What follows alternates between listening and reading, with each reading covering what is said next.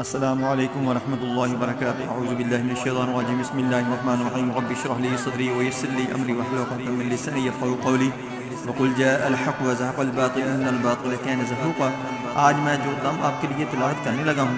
وہ جسم کے اندر سوئیاں چبھتی ہیں جب رات کو مریض لیٹنے لگتا ہے، سونے لگتا ہے،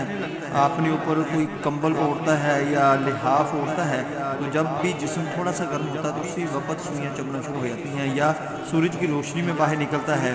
یا کوئی کام کرتا ہے تو اسی وقت جب خون کی گردش بڑھتی ہے اسی وقت سوئیاں چبھنا شروع ہو جاتی ہیں۔ یہ جادو کی وجہ سے ہوتا ہے، اور یہ جادو بھی وہ ہوتا ہے جو جنات کو بھیج کر کروایا جاتا ہے، اور جنات جو ہیں وہ خون کے اندر حلول ہو کر خون کے ساتھ گردش کرنا شروع کر دیتے ہیں، جس کی وجہ سے خون کے اندر گاڑھا پن آ جاتا ہے۔ نبی صلی اللہ علیہ وسلم نے فرمایا تھا کہ جو جنات ہوتے ہیں وہ حلول ہو کر خون کے اندر چلے جاتے ہیں اور